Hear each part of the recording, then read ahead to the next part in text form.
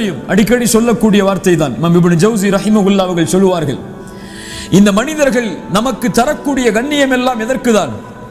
அல்லாஹ் எம்முடைய பாவங்களின் மீது போட்டுள்ள திரைக்குதான். அந்த திரையை அல்லாஹ் அகற்றிவிட்டால் நாம் யார் என்று மக்களுக்கு தெரிந்துவிடும்.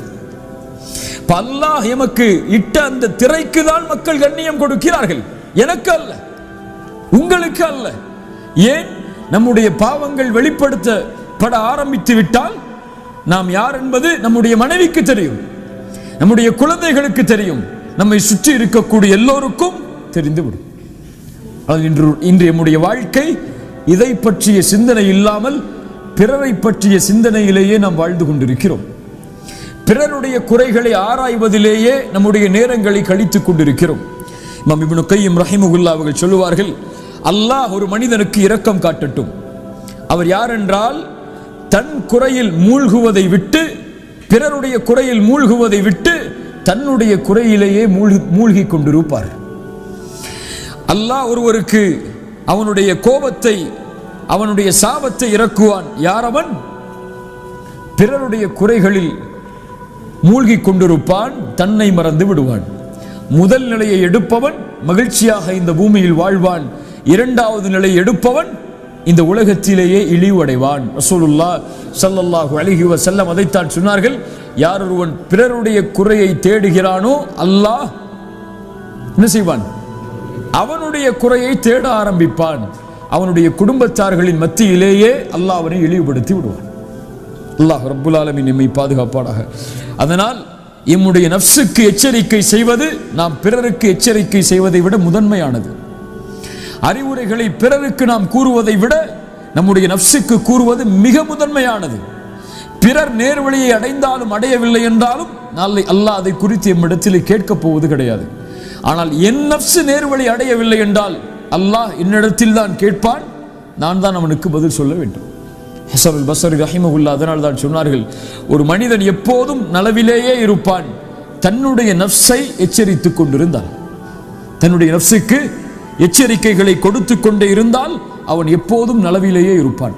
அதனால் தான் ரசூலுல்லாஹ் ஸல்லல்லாஹு அலைஹி வஸல்லம் எந்த அறிவுரையை பிறருக்கு கூறுவதாக இருந்தாலும் தன்னையும் அதில் இணைத்தே அல்லாஹ்வுடைய தூதர் சொல்லுவார்கள்.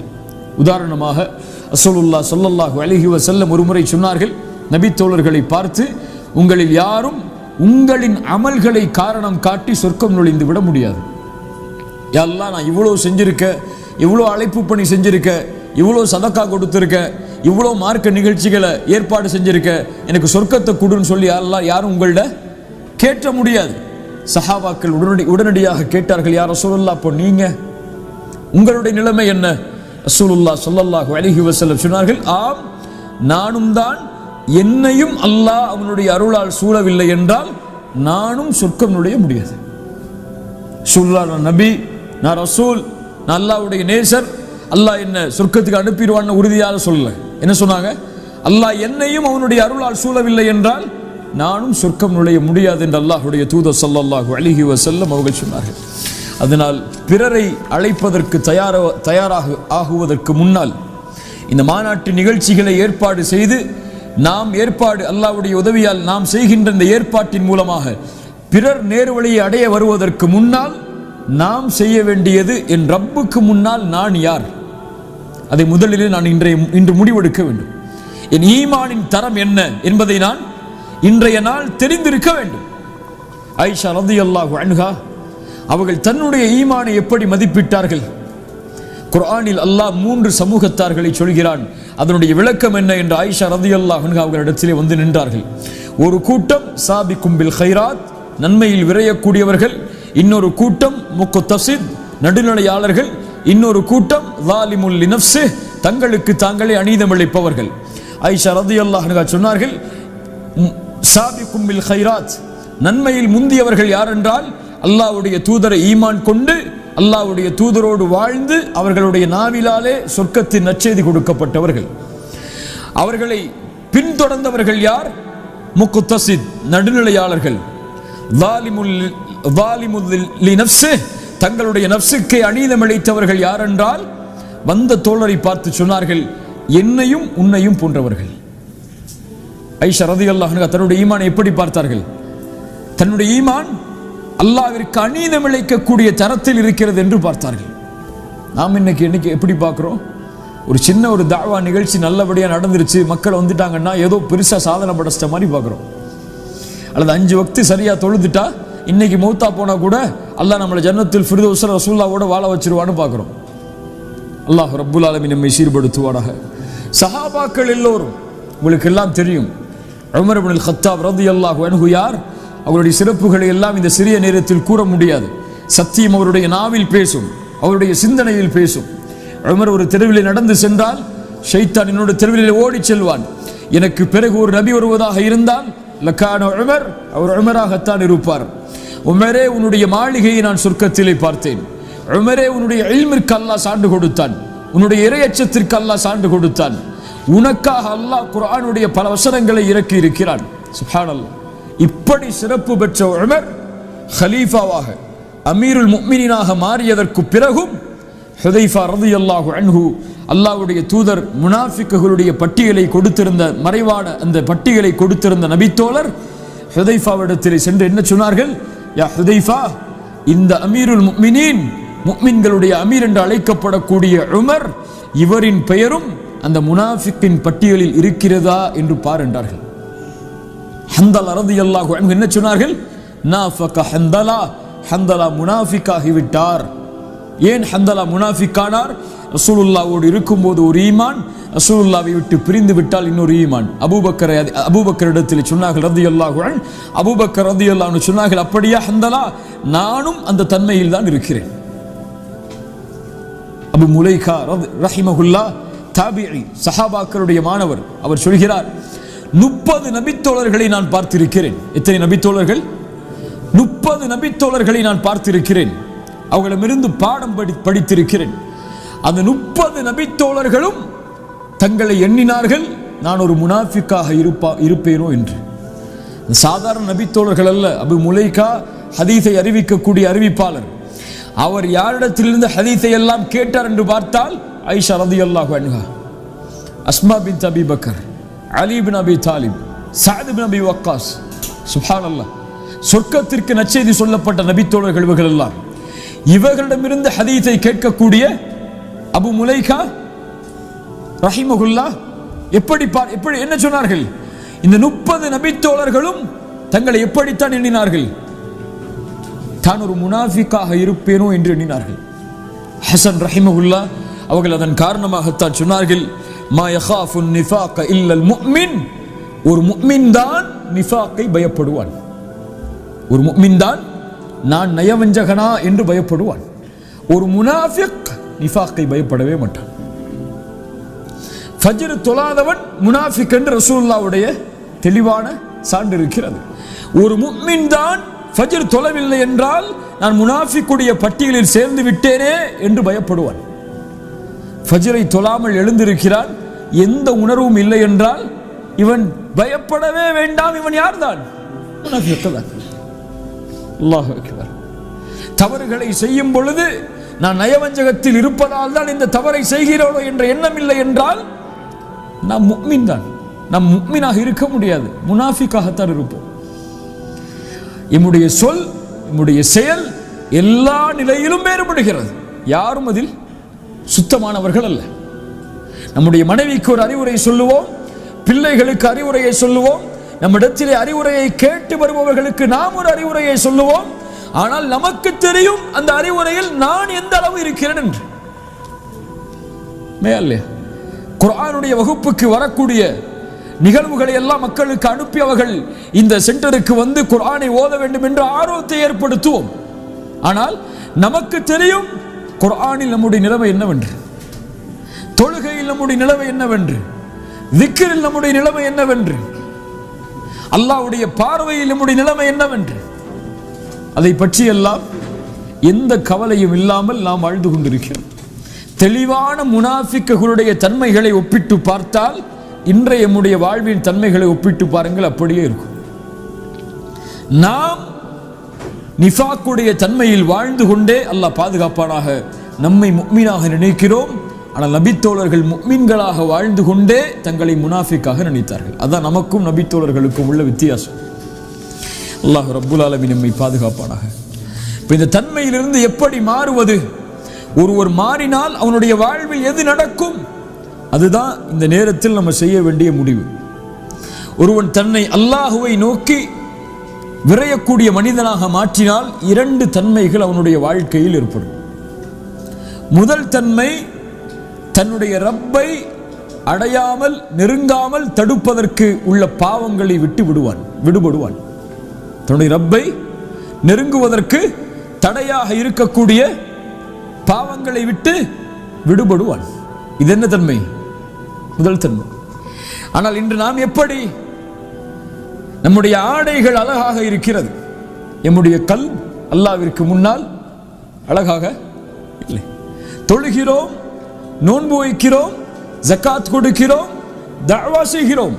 இந்த வெளிப்படையான அமல்கள் எல்லாம் சரியாக இருக்கிறது. ஆனால் உள்ளம் இன்னும் பாவத்தை சுமந்து கொண்டே இதை செய்து கொண்டிருக்கிறது. அப்படியா இல்லையா? தொழுகிறோம், புறம் பேசுகிறோம். தொழுகிறோம், பொய் பேசுகிறோம்.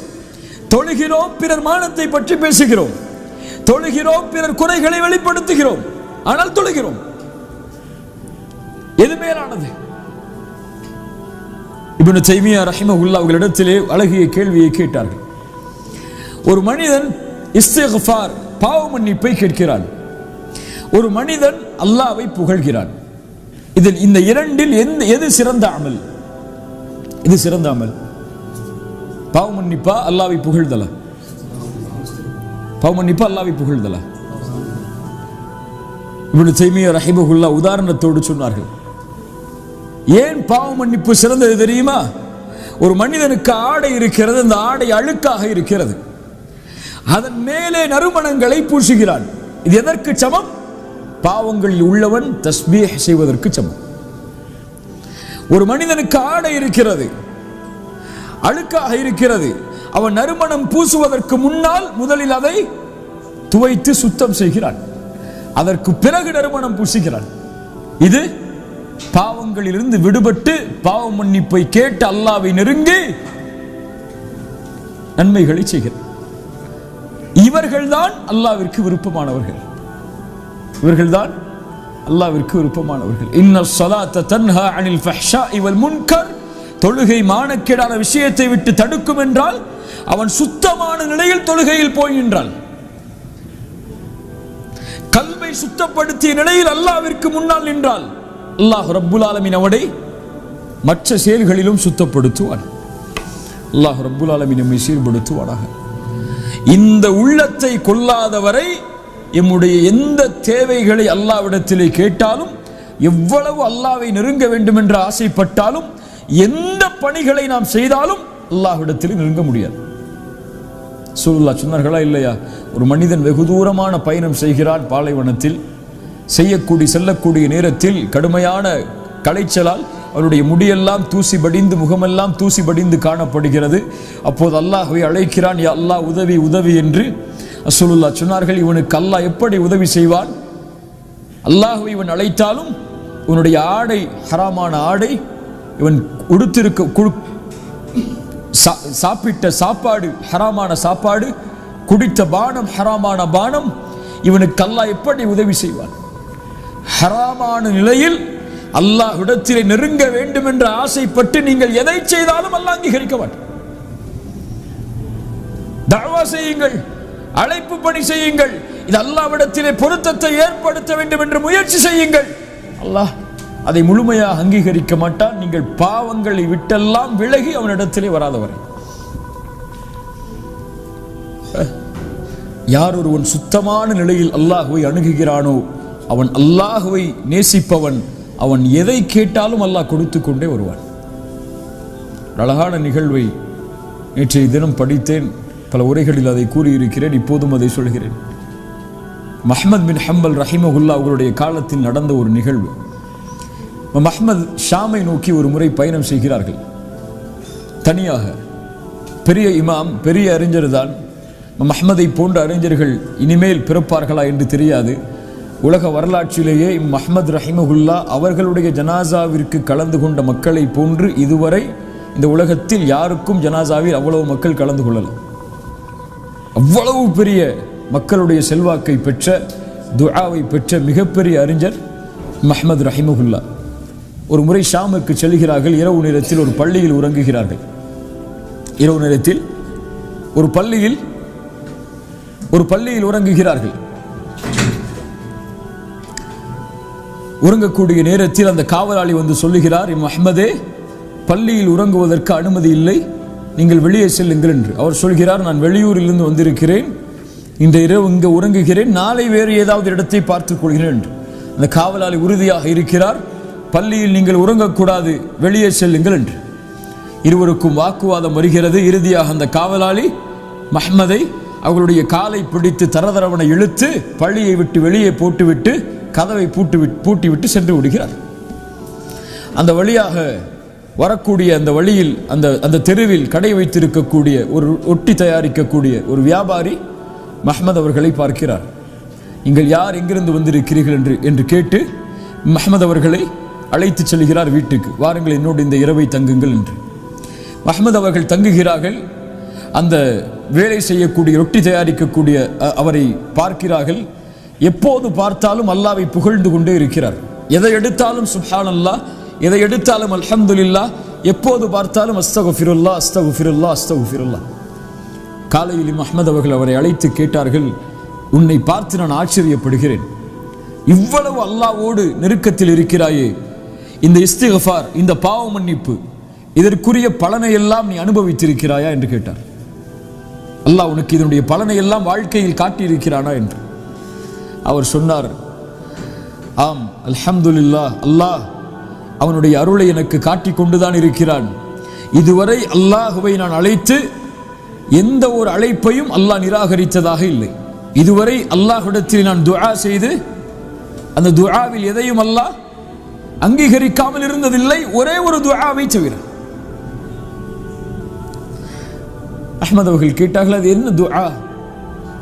அவர் சொன்னார், என் வாழ்நாளில் என் மரணத்திற்கு முன்னால் அஹ்மதை பார்க்க வேண்டும் என்ற துஆவை அல்லாஹ் இதுவரை அங்கீகரிக்கவில்லை என்று. முன்னால் உட்கார்ந்திருப்பவர் யார்? அஹ்மத் ரஹிமஹுல்லா சொன்னார்கள், அல்லாஹ்வுடைய செயலை பார்த்து ஆச்சரியப்படுகிறேன். ஒரு அடியானுடைய பிரார்த்தனையை நிறைவேற்றுவதற்காக இன்னொரு அடியானை இன்னொருவருடைய கரத்தால் பூமியில் தரதரவனை இழுத்து அவருக்கு முன்னால் கொண்டு வந்து விட்டாள் என்று. சுப்ஹானல்லாஹ். இது அல்லாஹுவை நெருங்கிய ஆத்மா, பாவங்களில் இருந்து விடுபட்டு அல்லாஹுவையே சார்ந்திருக்கக்கூடிய ஆத்மா. இப்போ நம்முடைய வாழ்க்கை முதலாவதாக மாறும்.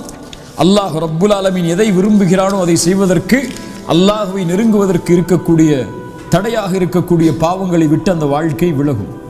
இந்த ஒரு முஃமினுடைய வாழ்க்கையில் மாற்றம் ஏற்பட்டால் முதலில் ஏற்படுவது. இரண்டாவது, அவனுடைய வாழ்க்கையில் மாற்றம் ஏற்படும். அல்லாஹ் ரப்புல் ஆலமீனுடைய கட்டளையால் படைப்புகளோடு நெருங்குவதற்கு என்ன என்ன பாவங்கள் எல்லாம், என்ன செயல்கள் எல்லாம் தடையாக இருக்கிறதோ அதை விட்டு விலகுவான். படைப்புகளோடு நெருக்கமாகுவதற்கு, அன்பாகுவதற்கு அவனுடைய வாழ்வில் ஏதாவது தீய குணங்கள் இருந்தால் அதை விட்டு விலகி படைப்புகளுடைய பொருத்தத்தில் அல்லாஹ்வின் பொருத்தத்தை தேடுவான். ரசூலுல்லாஹி ஸல்லல்லாஹு அலைஹி வஸல்லம் அவர்களுடைய வாழ்க்கையில் இதை பார்க்கலாம். இன்னைக்கு நமக்கு என்ன, நம்ம தொழுகிறோம், நோன்பு வைக்கிறோம், தஅவா செய்கிறோம், ஜகாத் கொடுக்கிறோம், ஏதோ மறுமைக்கான அமல்களை சேகரித்து வச்சிருக்கோம் நினைக்கிறோமா இல்லையா? ஆனால் நாம் செய்த பல பாவ செயல்களால் இந்த நன்மைகள் எல்லாம் பங்கு வைக்கப்பட்டிருந்தது என்றால் என் நிலைமை என்ன? பங்கு வைக்கப்படுமா படாதா? தொழுகை பங்கு வைக்கப்படும். ரசூலுல்லாஹ் சொன்னார்கள், நீங்கள் தொழுகின்ற 5 வேளை தொழுகை பங்கு வைக்கப்படும், ஜகாத் பங்கு வைக்கப்படும், ஹஜ் பங்கு வைக்கப்படும், நன்மைகள் எல்லாம் பங்கு வைக்கப்படும். எப்போது? இவன் ஒரு மனிதனை பற்றி புறம் பேசியிருந்தால், ஒரு மனிதனை பற்றி பொய் பேசியிருந்தால், ஒரு மனிதனுடைய உள்ளம் நோகும்படி நடந்திருந்தால், ஒரு மனிதனை தாழ்வான பார்வையில் பார்த்திருந்தால், இந்த செயல்கள் எல்லாம் இவனுடைய நன்மைகள் அவனுக்கு பறிபோவதற்கு காரணமாக அமையும். நாளை மறுமையில் அல்லாஹ்விற்கு முன்னால் வந்து நிற்கும் போது, யா அல்லாஹ் தொழுதேனே, ஏன் நரகத்தை கொடுக்கிறாய் என்று கேட்க முடியாது. அதனால் ஒரு அறிஞர் அழகாக சொன்னார், அப்துல்லா இப்னு முபாரக் ரஹிமஹுல்லா, நீங்கள் யாரையாவது பற்றி புறம் பேசுவதாக இருந்தால் உங்களுடைய தாய் தந்தையை பற்றி புறம் பேசுங்கள். யாரையாவது பற்றி பேசிதான் உங்களுடைய உள்ளம் நிம்மதி அடையும் என்றால் உங்களுடைய தாய் தந்தையை பற்றி புறம் பேசுங்கள். ஏன் தெரியுமா? உங்களுடைய நன்மைகளுக்கு மிக உரித்தானவர்கள் அவர்கள்தான். உங்களுடைய நன்மைகளுக்கு மிக உரித்தானவர்கள் அவர்கள்தான். உங்கள் நன்மைகளை நீங்கள் பங்கு வைக்கிறீர்கள், புறம் பேசி அதை உங்கள் தாய் தந்தைக்கு கொடுங்கள், அவர்களுடைய சொர்க்கத்தின் அந்தஸ்தாவது உயரட்டும் என்று இமாம் அப்துல்லா இப்னு முபாரக் ரஹிமஹுல்லா அவர்கள் சொன்னார்கள். கண்ணியத்துக்குரியவர்களே, இந்த தொழுகை, இந்த நோன்பு, இந்த தஅவா இதெல்லாம் பலனளிக்காது எம்மிடத்தில் இந்த தீய குணங்கள் எல்லாம் இருந்தால். உமர் இப்னுல் கத்தாப் ரலியல்லாஹு அன்ஹு சொன்னார்கள், ஒரு வாலிபனிடத்தில் 9 நல்ல குணங்கள் இருக்கிறது, ஆனால் ஒரே ஒரு தீய குணம் இருந்தால் போதும், இந்த 9 நல்ல குணத்தையும் அது அழித்து விடும். அதைத்தான் ரசூலுல்லாஹி ஸல்லல்லாஹு அலைஹி வஸல்லம் இடத்திலே கேட்கப்பட்ட போது, ஒரு பெண் தொழுகிறாள், நோன்பு வைக்கிறாள், இரவு வணக்கத்தில் ஈடுபடுகிறாள், தான தர்மங்கள் செய்கிறாள், ஆனால் அண்டை வீட்டாருக்கு நோவினை செய்கிறாள். ரசூலுல்லாஹி ஸல்லல்லாஹு அலைஹி வஸல்லம் என்ன சொன்னார்கள்? தொழுகிறாளா, பரவாயில்லை, அந்த தொழுகை அந்த பாவத்தை மன்னிக்கும் என்று சொன்னார்களா? ஜகாத் கொடுக்கிறாளா, பரவாயில்லை என்று சொன்னார்களா? ஹிய மின் அஹ்லின் நார், அந்த பெண் நரகத்தை சார்ந்தவள் தான். அண்டை வீட்டாருக்கு நோவினை செய்யும் அந்த பாவம் மேலே உள்ள எல்லாவற்றையும் அழித்துவிடும். அதைத்தான் அந்த ஹதீஸில் சொன்னார்கள். கவனிக்க வேண்டிய வார்த்தையும் அதுதான், லா கைர ஃபீஹா, அவரிடத்தில் எந்த நலவும் இல்லை. தொழுதாலும் தான தர்மங்கள் செய்தாலும் அவளிடத்தில் எந்த நலவும் இல்லை. ஹிய மின் அஹ்லின் நார், அவள் நரகத்தை சார்ந்தவள் தான். இது ஃபஅபில்லதிஹி அஹ்ஸன். நாம் இந்த நேரத்தில் செய்ய வேண்டியது தான். நம்ம ஒரு ஆளை நேசிக்கிறோம், அவரோட நல்ல முறையில் நடந்து கொள்றோம், இது இல்லை பெரிய விஷயம். உங்க மேல நான் நேசம் வச்சிருக்கேன், உங்கள்கிட்ட கண்ணியமா நடக்கிற, உங்களை பத்தி யார்ட்டையும் நான் பேசுறது இல்லை, உங்களுடைய மானம் பங்கமளிக்கக்கூடிய காரியத்தை செய்வதில்லை, உங்களுடைய குறைகளை நான் மறைக்கிறேன், என் மனைவியை நேசிக்கிறேன், மனைவியை பற்றி யாரிடத்திலும் பேச மாட்டேன், என் பிள்ளைகளை நேசிக்கிறேன், பிள்ளைகளை பற்றி யாரிடத்திலும் பேச மாட்டேன், அவர்களிடத்திலே கோவப்படும்படியாக நடந்து கொண்டாலும் நான் அவர்களிடத்திலே கோவப்பட மாட்டேன், இது இல்லை பெரிய விஷயம். யாரென்றே தெரியாத மனிதர்கள், அடையாளமே தெரியப்படாத மனிதர்கள் எம்மிடத்திலே வரும் பொழுது அவர்களிடத்திலே நாம் எப்படி நடந்து கொள்கிறோம், அதுதான் அல்லாஹ்வுக்கு மிக முக்கியமானது. எல்லாரும் நடப்பாங்கல்ல, தெரிந்த மனிதர்களிடத்தில், நேசமுள்ள மனிதர்களிடத்தில், எப்படி நாம் பிற மனிதர்களிடத்தில் நடந்து கொள்ளப் போகிறோம், அவர்கள் வரும்போது அவர்கள் எப்படி வரவேற்க போகிறோம், அவர்கள் எம்மிடத்திலே கோபப்படக்கூடிய செயல்களை செய்யும் போது நாம் அவர்களிடத்திலே எப்படி நடந்து கொள்ளப் போகிறோம், அறியாமையில் சில வார்த்தைகளை அவர்கள் பேசும்போது அறியாமையில் பேசப்படும் அந்த வார்த்தைகளை எப்படி கையாளப் போகிறோம், அதுதான் முக்கியம். இது ஃபஅபில்லதிஹி அஹ்ஸன், தீமையை நன்மையை கொண்டு அழியுங்கள், அதை விரட்டுங்கள், அதை மாற்றுங்கள் என்று அல்லாஹ் ரப்புல் ஆலமீன் அவனுடைய புத்தகம் அல் குர்ஆனில் சொல்கிறார். அதனால நம்ம நினைக்க வேண்டியது, நம்ம முனாஃபிக் இல்ல, மாஷா அல்லாஹ் இருக்கலாம் உங்களில் பலர். என் ஈமானை பார்க்கும்போது எனக்கு அதான் தெரியுது. உங்கள் ஈமானை முன்னால் வைத்தால் நீங்கள் முடிவெடுங்கள், நான் யார் என்று. இந்த நிலையில் என்னை மலக்குல் மௌத் சந்தித்தால் என் நிலைமை என்ன? அதான் நான் இங்கே உட்கார்ந்து இருப்பது எதற்குத்தான்? அல்லாஹ்வுடைய பொருத்தத்தை அடைவதற்குத்தான். ஆனால் இந்த குணங்களோடு இதே நிலையில் மலக்குல் மௌத் என்னை சந்தித்தால் என் நிலைமை என்ன? அல்லாஹ் என் உயிரை கைப்பற்றுவதற்கு மலாயிக்கத்துல் அதாபை இறக்கிறாள், வேதனை தரக்கூடிய மலக்குகளை. யா அல்லாஹ் இறக்கி ரஹ்மத்துடைய மலக்குகளை இறக்கி அல்லாஹ்னு கேட்க முடியுமா? அந்த கடைசி நொடிக்காகத்தான் எல்லாரும் போராடுறோம். அந்த கடைசி நொடி நல்ல முறையில் அமைந்து விட்டால் அல்லாஹ் ரப்புல் ஆலமீன் நம்மை பாதுகாப்பான். அதனால இந்த நிகழ்ச்சிகள் எல்லாம் எதற்கென்றால் நமக்காகத்தான். முதல்ல அதை புரிஞ்சுக்கணும். ஏதோ மக்களை கூப்பிடுறோம், மக்கள் வரப்போறாங்க, ஒரு பெரிய கூட்டம் வரப்போகுது, 1000 பேர் 2000 பேர் வரப்போறாங்க, ஒரு பெரிய நிகழ்ச்சி நடத்தி சாதனை படைக்க போறோம்லாம் கிடையாது. அது ஒரு சாதனையும் கிடையாது. இந்த நிகழ்ச்சி எனக்கு, இந்த நிகழ்ச்சியில் கலந்து கொண்டு இதற்கு உழைப்பது என் நன்மைக்கு. என் ஈமானை பாதுகாப்பதற்கு. நாளைக்கு நான் அல்லாஹ்வுக்கு முன்னாடி நிற்கும் போது என் அமல்கள் அல்லாஹ்விடத்தில் நிறுத்தப்படும் போது என் எடை கனமானுங்கிறதுக்காக அவங்கள பத்தி எனக்கு கவலை இல்லை. அந்த உழைப்பும் எனக்காகத்தான் அப்படி நினைக்கணும். நம்ம அந்த நினைப்பு தான் ஈமானை அடுத்த தரத்துக்கு கொண்டு போகும். இது அவங்களுக்கு, மற்றவங்களுக்கு, இது அவங்க வந்து பலனளிக்கக்கூடிய மக்களுக்கு நினைச்சோன்னு சொன்னா இது நமக்கு தேவையில்லை. லா யதுர்ருக்கும் மன் தல்ல இதா ததைத்தும். அந்த தீங்கு நம்மளை ஒன்றும் செஞ்சிடாது.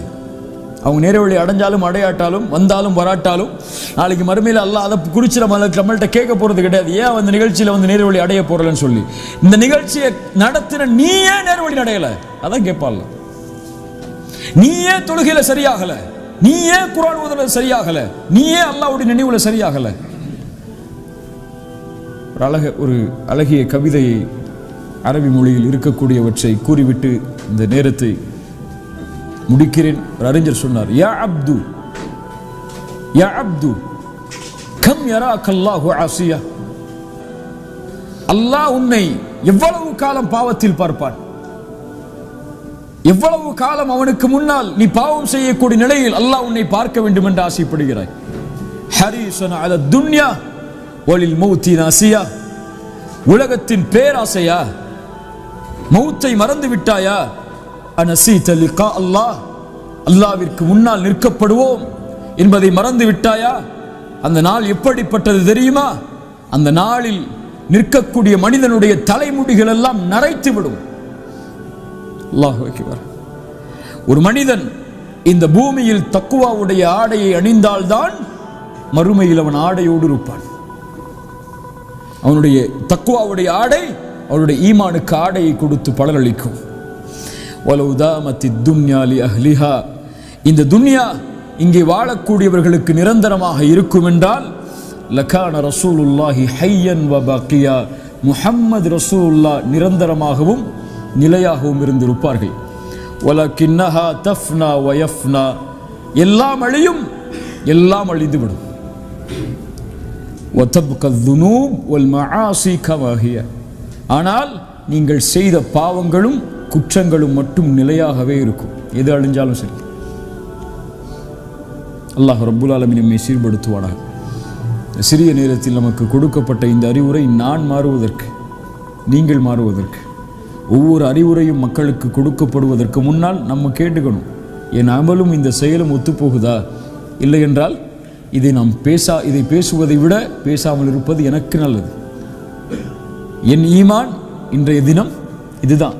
மூத்தா போகும்போது கூட நம்பிக்கை வந்துடக்கூடாது, அமல் வச்சிருக்கோம் அல்லாஹ் நமக்கு சொர்க்கத்தை கொடுத்துருவான்னு சொல்லி. எந்த சஹாபி அப்படி நம்பல.